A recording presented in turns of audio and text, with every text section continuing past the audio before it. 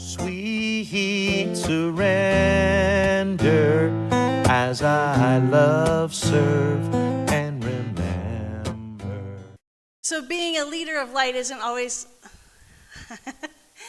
being a leader of light isn't always about or being a bold leader of light isn't always about being bold. It might just mean an inner boldness. And sometimes that inner boldness is just something we might be afraid to ask the divine because we feel it feels bold.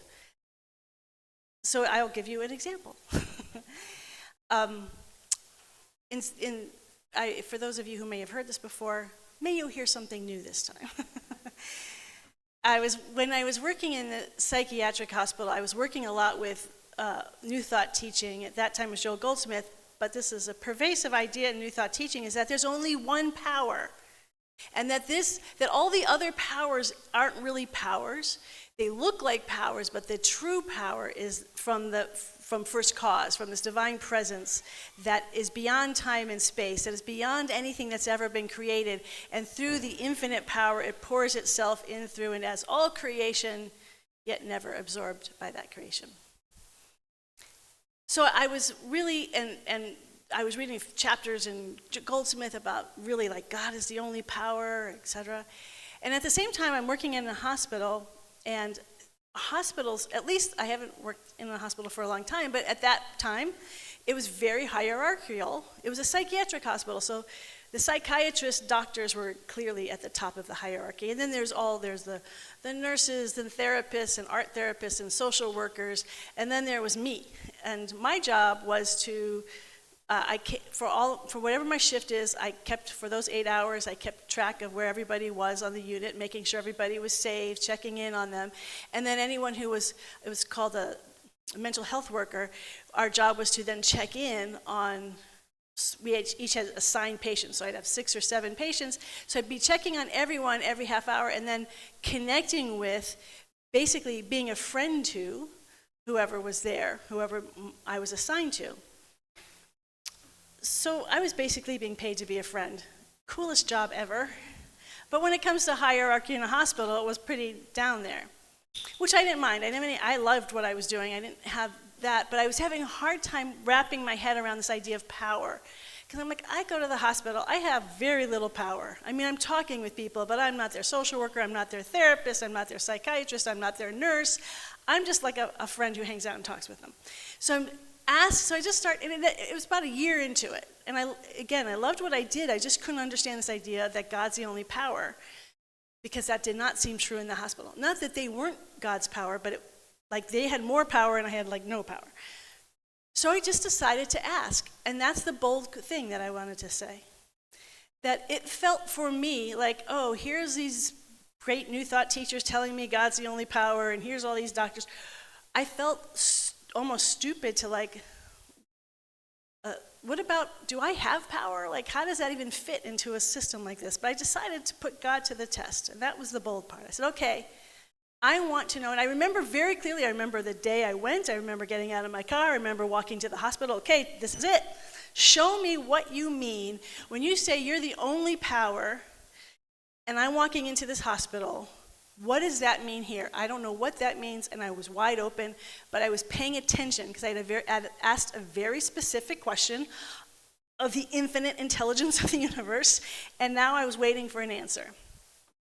So as my shift is going on, one of my other mental health workers, when I had my spiritual practices that I did every day, and if I didn't get them all done, in my break, I would find a little niche to finish them.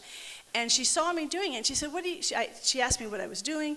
I never talked about my spiritual life, I never said a word. But since she was asking me, I told her a little bit about it, and she's like, oh, wow, that's really cool, that's really interesting. And then a few minutes, a little bit later on in the shift, the charge nurse, she's the head of all the other nurses who I worked with a lot, she said, Harriet, you're so different. And I said, I have no idea what you mean.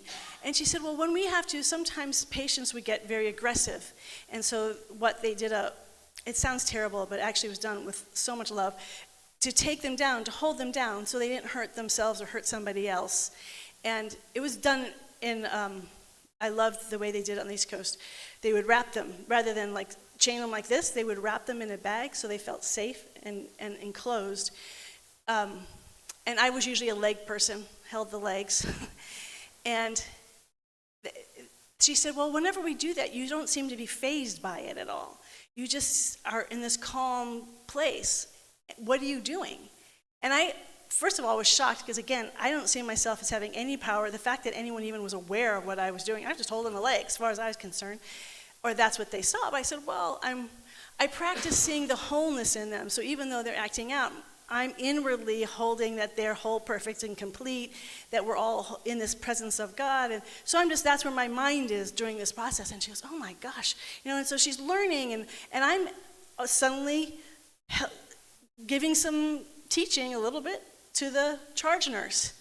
And then later on in the shift, one of the psychiatrists came up to me and goes, you are so different. What do you talk about different things here? What is it? Why are you the way you are? Can we go out to lunch and talk about it?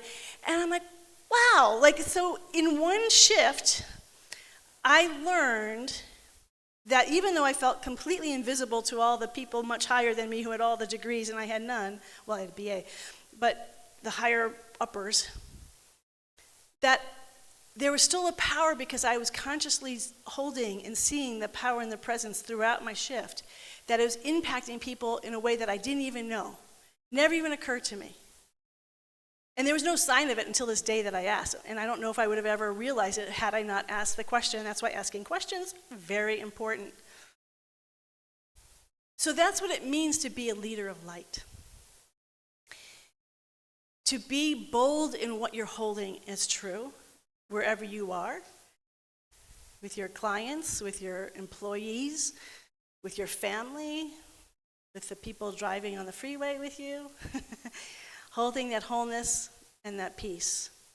That is a leader of light. You're already making a difference, and that is the power. I suddenly realized I was impacting so many people, and it had nothing to do with human power. I had no human power, very little human power. But spiritual power, as Ernest Holmes would say, one in God is a majority. That when you're holding that light, it makes a difference. And so that's how all of you are already leaders of light, because you're here, you're already doing the work. You wouldn't be here if you weren't doing the work. And of course, all of you online. You're doing the work. You're making a difference, whether people are saying it or even realizing it. They're seeing something in you because God is in everybody. This divine presence is in everybody. And the deep sees the deep. Deep calls unto deep, and deep answers deep. Something in people's souls will recognize it in you. And they may not know what it is that they're recognizing or be able to articulate it, but they see it. There's stages of it, though. So before I go into that, I want to say that for those of you who haven't been here, I want to do a quick recap. I'm not getting into it of this month because we've been talking about leaders of light all month.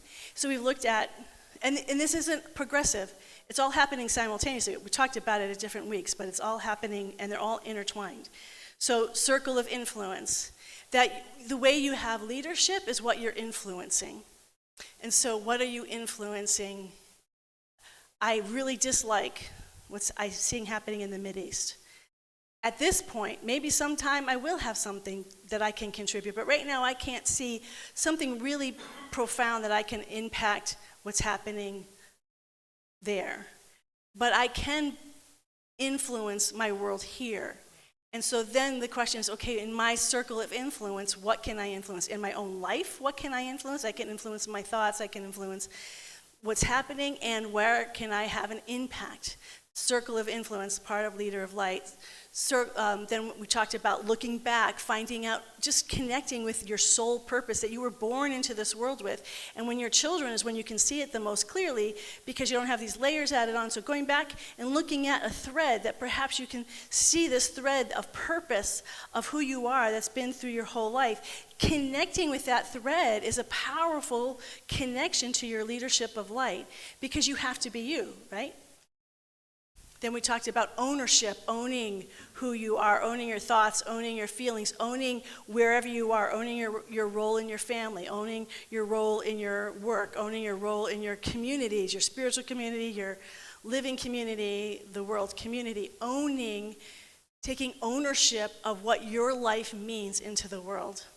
And then last week we were talking about accepting and appreciating all the support that we've had coming from different directions our whole life. Sometimes we don't even know that it's there, and it's there. Sometimes that support comes in the form of inspiration of other people that you've met. That's supportive. Some people you know who have mentored you, some people you don't know. Some are your family, some are on the other side of the veil. They could be your ancestors or spiritual teachers. But there's an incredible network that you have in your life of support. This is all part of being a leader of light. Everyone needs support. Everyone needs to know who you are and own that. Part of that ownership takes us into the next aspect of leader of light. So for some people, you're just beginning the journey. You're like, I'm owning that there's a power and presence that moves through me, and by holding and knowing that I am a conscious being of light, just like the story I told, I make an impact. And as we continue to grow, we might start saying, oh, I need to start giving voice to this out loud, not just quietly. And introverts and extroverts are a little bit different sometimes on this. For me, I wasn't talking about it out loud. I was keeping it to myself. But eventually, Spirit's going to push us to grow, and we start to have a voice and start talking about those light experiences in our life. Start talking about what we see. I was listening to a beautiful talk that had nothing to do with this. I'm always looking for stories, and I didn't find any story that really stuck out at me, but I was really moved by a TED Talk given years ago by Brian Stevenson. Are anyone of you familiar with Brian Stevenson? He wrote the book Just Mercy. Yeah, Michael B. Jordan played him in a movie, Just Mercy. I did a whole series. He helped someone get free who's innocent, who's in prison for like 18 years and on death row, and it turned out he was innocent. That's the kind of work he does. Listen to this, Brian Stevenson does, and so I was listening to a TED Talk, and he just went straight to my heart, because you could feel his whole being, his voice, what he said, everything was in alignment. Because I kept saying, why am I getting so moved by this? But it was just who he was, and he was talking about, it's all about identity, and that when we start giving ourselves voice, that's a risk, because we're now actually putting our identity out there to be seen. And so we want to, as we speak, we find out who we are. It's not like, sometimes, like you think you know who you are, and then you start speaking, you're like, ooh, wait. And so speaking, and I thought it was so interesting. I was looking for empowering quotes by women, and I found there was a couple, the two that I remember. One was by Melinda Gates, and she said it was frustratingly hard to find her voice, but it was so worth it, standing in her power, but it was hard. Madeleine Albright said it took her a really long time I like the word she used, to develop her voice. Like she saw it, felt it, but to develop it. And she goes, now that I've developed my voice, I'm not letting it go. It takes work to find our voice and to be willing to speak up and be changed. Because the moment we start speaking up and in conversation with other people, we're going to change them, but they're also going to change us. And so it becomes much more, that's why I appreciated what Brian Stevenson was saying, there's a risk to it. As long as I stayed quiet and did my work inwardly and didn't tell anyone, I didn't have a lot of risk. No one was going to enter my world, and I could just be peaceful and love everybody and bless them. But when I made that shift to start speaking out loud and getting in conversations with people, that was much riskier. I had a dream for years where constantly, and I never understood it at the time, where anytime I would try to speak in the dream, I would start to pull out gum that was in my mouth, and it just kept coming, and it kept coming, and I'd wake up and I couldn't speak. And the moment I started shifting and speaking out loud, that dream went away. It didn't make my life easier, though. And that's why it's hard. That's why people don't speak up. And so this whole idea of being a leader of light is about growth, because had I just stayed quiet all those years, I would have stagnated. I wouldn't have grown. I had to grow, so I had to start speaking up. But it's hard. Because now people are seeing you. Now people have opinions about you, and you have opinions about them. And now you're dealing in a world of opinions and feelings and emotions, and it's how to navigate that. And learning to have conversations around that. And being able to have clear conversations about that.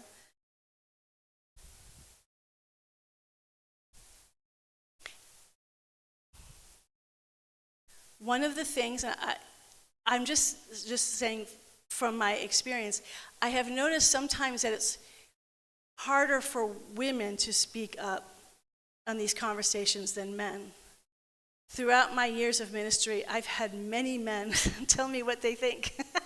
And they say, "Go here, can we make an appointment?" And they'll start telling me, I think of, well, I shouldn't, like we'd sit on the chairs on 2nd Street, and he would tell me but there was great conversations. And I can actually go through my whole ministry, and I was thinking, I can think of a few women, but I can think of a whole boatload of men who have had those conversations with me to tell me something that I've said that made them uncomfortable, they don't agree with. What about this? Maybe you should do that. And we get into this conversation, and it's fine. And it's been harder, I think, for women to do that. And so I think because just as Madeleine Albright said, as Melinda Gates, I think as women, our go-to as women is to hear someone. I want to hear you. We want to connect. This actually Deborah Tannen did in You Just Don't Understand when she was talking about, do you know who Deborah Tannen is? She's a linguist from Georgetown, and she did culturally how women and men speak, different women, people with feminine energy and people with masculine energy, and there's a whole spectrum. We all have a lot of both, or something of both. But she's saying masculine energy tends to be much more direct, and feminine energy tends to talk around things, because feminine energy talks to meet, to I feel you, I hear you, and masculine energy is absolutely comfortable with saying, yeah, I disagree. So it's just that's a cultural thing, an energetic thing. And so as we're looking as women and we're saying it's hard to find our voices, because so much of what we are trained to do is to meet people where they are and say, I hear you, I feel you. I'm not here to tell you I disagree with you, because that creates apparent conflict. But what we find as women, we have found along the years, that if we don't speak up and say what we think, that conflict isn't gone, it's just not spoken up about. And so we have to learn. All of us, I've had to learn. It's been hard. It is so hard. Again, why I asked Jack to do about being bold, because to be a leader of light and to continue to grow in a leader of light, you have to face things that you might not want to face. You have to hear yourself say things that you might not want to hear yourself say. It's hard. But is it worth it? 1,000%. 1,000%. When I was active in the ministers listserv, and this was back around in the 2000, I don't know if you call it 2000 aughts, I guess. And we were having a lot of discussion. I don't even remember, lots of discussion. We had just discovered group email. So there were a lot of discussions, and we hadn't learned to make them not huge long essays. So we're having all these discussions about everything. It's the first time we really have communicated as ministers. Everyone was sort of in their little echo worlds, but now we're all hearing each other's voices, and we're like, oh, we have all these different perspectives. So one of the people I almost always had a different perspective from was Reverend Margaret Stortz. Does anyone know Reverend Margaret Stortz? Yeah, so she was the minister at the Oakland Center for Spiritual Living for years. It was a thriving community, 500 people. She was a great minister. They had 2 services, fully alive, and she actually then went on to become president of the whole United organization. Very powerful. She knows the science of mind principles. She's strong in them. And so we often found, but I was a little bit, as you know, a little not strong. It's not that I understand the science of mind principles, but sometimes I wanted to go off track or have a different perspective. Here's one of the things I've learned. And I learned it on this listserv. When everybody's on that listserv and we're all talking, I'm just talking about you're finding your voice, because we're all finding our voice. What I found for myself is that when there's more people on the listserv, it amps the energy up.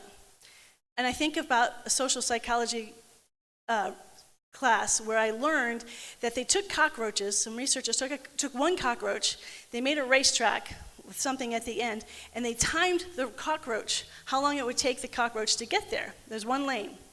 Then they took 2 cockroaches in 2 separate lanes, and they had them race each other. Both of their times were faster. But here's the part that I got such a kick out of. Then they made a plexiglass grandstand, and they put a whole bunch of cockroaches in there, and both cockroaches' speed went up even higher.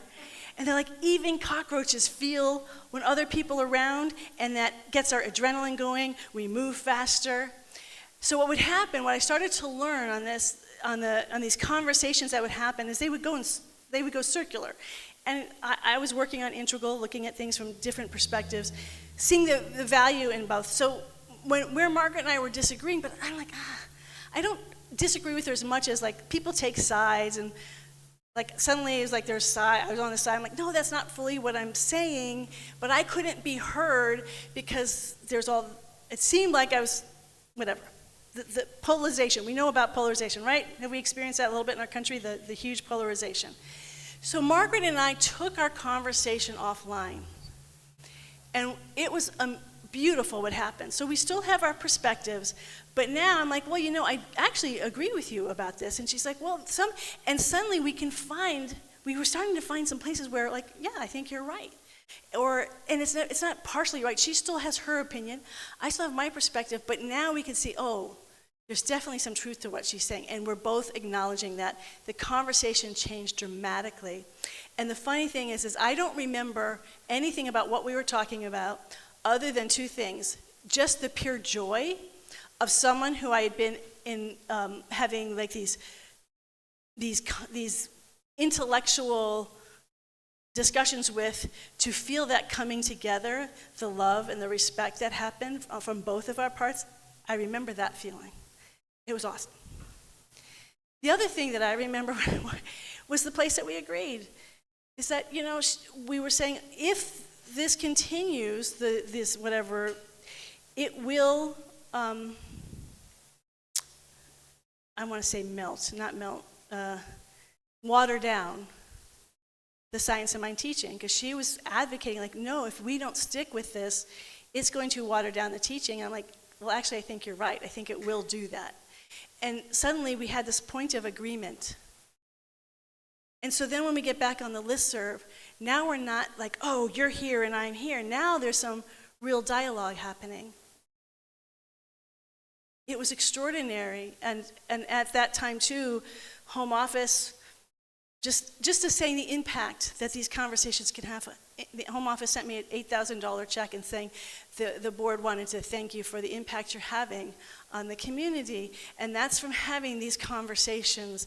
But the conversations aren't effective if we're in 2 big groups and we're going at each other. That just doesn't work. But having one-on-one conversations and being open and honest and being willing to move. This is also how we find our voice. Because finding our voice doesn't mean drowning out the other voice. And that's, all of these things I'm learning along the way. I'm not saying I'm still learning. It's still difficult and it's still challenging. But I know what my intention is that everybody has a voice, including my voice. And that's the other thing. It's not just listening. Women are very good at listening, but also knowing what your voice is. Hearing what you have to say and honoring and being able to vocalize your voice. And so as you're growing in leadership of light, getting really clear, what is your voice? And then how much do you want your voice to be heard by other people? And are you willing to get into a discussion where your voice, it gets unsettling, it gets uncomfortable? Because when Margaret and I are talking, we were moving into unknown territory for both of us. You move into unknown territory when you're talking with someone and you're willing to be changed by what they're saying. Oh, you know what? I actually think you're kind of right about that. That's really hard to do when there's a lot of group people. But when you're on one-on-one, I changed. I changed in having that conversation with Margaret Stortz. I changed. And I think it changed her a little.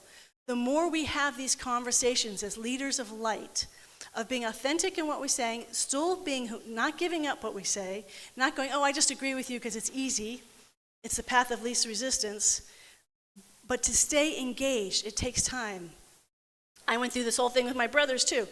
One-on-one, had a one-on-one conversation with each of them. And it took time. It wasn't one conversation. It was an evolving, and it was very challenging because it means so much to me. My relationship with all of them means so much to me. So it was hard, but man, there was that commitment to really talk it through. Always one-on-one though. I didn't do it with all three of them at the same time. And it helps me, and what it did in my family, because in my family I was the quiet one, I never said a word. Now suddenly I have a voice, and they're looking at me differently, and they're understanding things that were going inside of me that they would have no idea what I was thinking had I not said it. But it's a risk. And it felt like a risk when I reached out to them. With my two older brothers, Rob I fought all the time. But George and I never had an argument with him. We always got along. To risk now creating conflict where there was no conflict, I was petrified. I was so scared to create that conflict. But I had to. If I was ever going to have an equal relationship with them, because what was happening was I didn't have an equal relationship with them. They were unconscious of it. So I'm using myself a lot as an example. I was combed the world for but it's so hard to teach about other people's experiences. I was reading about people in businesses. I'm like, but I haven't had those experiences. So I'm not sharing my experience because it's the best experience. It's the one I know the best. It's the one I know because I would say this has been the hardest thing that I've had to do. My comfort zone was to stay invisible. That's where I'm happiest. Leave me alone. I'll hang out in my room and don't talk to me. I'm good. The hardest thing has been to speak up and to know my voice. And there's another aspect of this, and that's collectively, what is our voice? What is the Lighthouse voice? What is first of all, let me say, all of this is what does your life look like now as a leader of light? Where are you in owning, not just speaking your voice, but being able to have conversations, being true to who you are? Where are you in all of this? And then as a community, who are you? Who is the Lighthouse? I want to give you, I think I've given it before, but I want you to be reminded of why we're called the Lighthouse. Because if you look at most CSLs, it's CSL Oakland or CSL San Jose, Center for Spiritual Living. And the reason why I named it was I was influenced by Michael Beckwith, because when I met with him back in the 90s, he said he very intentionally, because he was a CSL at the time, religious science at the time, but he wanted Agape to have its own identity.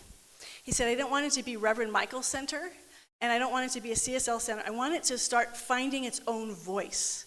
And I can tell you, when I moved across country, I was getting his tapes. When I was on the East Coast, I got his tapes. I didn't move cross country to hear his talks. I could hear his talks when I lived in Virginia. I moved across country to be part of the community. That community is a powerful community, and it was so powerful in the 90s. I'm so glad I was there. Wow, that was a great move. But it was for the community. Like I said, I could hear the talks, I could hear the music, all on the cassettes. Every week, I got both services. But I wanted to be in the energy of the community. And that was intentional on his part to say, what is this community? And it's been great because since I left, he's gone super famous. He travels all week long. He's not even there most of the time. He comes back for Sunday services, but they, as a community, people go and participate in the Agape community. And so when we were coming up with our name here, they were saying, well, you're the Livermore Lighthouse Center for Spiritual Living. And I said, well, I really want to include Lighthouse because I said the way I look at it, I actually put this out to the listserv too. The way I'm looking at it is Center for Spiritual Living is like at the last name. My last name is Hawkins, Quigley. That identifies me with a bigger family. But then I have my own individual identity. So to me, it's like having a first and last name. And so Lighthouse is the individual identity, and then Center for Spiritual Living is the family identity. So to get clear on anything is, what is the Lighthouse? What is the individual identity of this community? Not other CSL communities, not other spiritual but not religious community, not any other community, but this community. Because as leaders of light, you are all coming into this room, you're all coming online. and even what does that mean online? Because I think sometimes that question is asked and answered differently for online community. What is the Lighthouse community online? Because every Sunday we come together, and sometimes you come, sometimes you don't. You may watch it online, on YouTube, or later in the week. But we're all coming, and the question we have to ask ourselves as a collective, ask yourself, who are you? What do you want to be as a community? How are you a leader of light currently? Because heavens know we need communities of leaders of light in our world today. Yeah, there's a lot. We need it. What does that mean to be a leader of light as a community? Do we want to have a voice out in Livermore, in the Tri-Valley? Do we want to take stands on things? Do we want to give service? What is it that we want to stand for? This week on Wednesday begins Passover. That is when, I think most of you know, when the Jews are set free through the plagues that are sent to the Egyptians. Finally, the Pharaoh has enough. Okay, get out of here. They leave. Then he chases after them. No, wait, come back. They go across the Red Sea. It's a very dramatic story. I don't know if you all know this, but when they're on the other side of the Red Sea and they're being taken care of, manna from heaven, they're like, we kind of want to go back. This is not fun. This is really uncomfortable. We're in a desert. There's not a lot here. Back in Egypt, we had a very familiar life. We had much better food. We were taken care of. And this is said in the Bible. I'm not just making this up. They say this. And there's a couple times where they completely rebel, because when we start finding our own voice, it's hard, and we want to, I didn't find any one story that stuck out to me, but the repeated theme is, it's so much easier to go, why am I doing this? I want to go back to my comfort zone. So the question is, as you're finding your identity, it can be challenging. What is the identity of the Lighthouse? That takes ownership. That's why ownership is a really important part on this process. Who is the Lighthouse community? And yes, it's a little uncomfortable. The 10 Commandments, all those rules and laws about what makes Judaism, happened while they were in those 40 years. They became a community and a religion while they're in the desert, not while they were enslaved, and prior to that. That identity came when they're in the I don't know.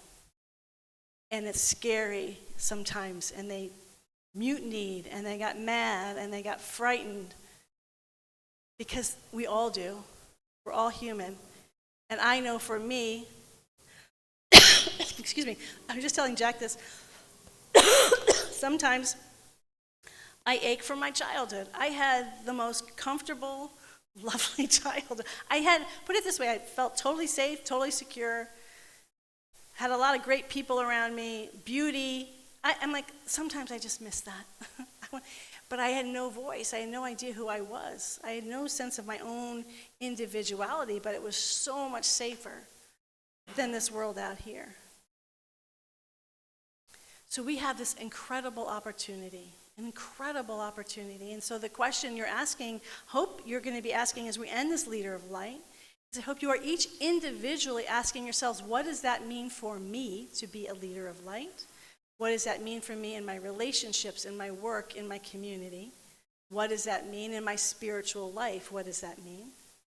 And then as a community, asking ourselves, yourselves, what does this mean as a community?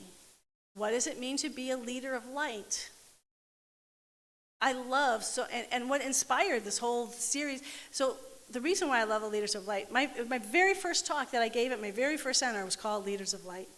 Every center I've been to has been Leaders of Light. And then I mentioned the elementary school over here. They have a Leaders of Light Lighthouse program, which is about leadership. Because the two go really strongly together. And what I know for myself is that I was a leader of light long before I ever spoke up. And that's why I believe in it so much. I believe that you are all leaders in light. I'm not saying maybe you are. You are. Do you get that? You are. You are already leaders of light. You don't have to do anything else than do the spiritual work you've already done that's brought you here, and you're a leader of light. You're impacting the world you're on. So I'm not saying you're going to become a leader of light. You already are. The question now is, how do you want to grow? So the thing that Brian Stevenson was saying, if we don't risk, inertia takes over. And so to push past that inertia, we have to risk a little bit. We have to risk. And what does that look like for this community? What does that risk look like so we can more fully step into being an extraordinarily, I would say, impactful community of leaders of light? There's a lot going on in this world that scares me. I don't know if it scares you, but yesterday I heard twice from two different people thinking that we should now start the draft because of the war in the Middle East. That starts to get very close to home with a 22-year-old son. That's like, no, that's the voice. No, that we speak up. We have the rally that happened yesterday, the No Kings rally. People are showing up. And even as people are showing up, it's not ramping down. Things aren't ramping down. They are a little bit in some places, but it always seems to move around. This community, what does it mean to be a lighthouse at this point in time and space? Everyone says, I was born to be here. I know I was born, so I'm here at this time. This community is here at this time. What is being asked? What is being asked of this community? To be a lighthouse, to be a true and genuine God lighthouse, spiritual lighthouse for this world that needs us. Let's pray.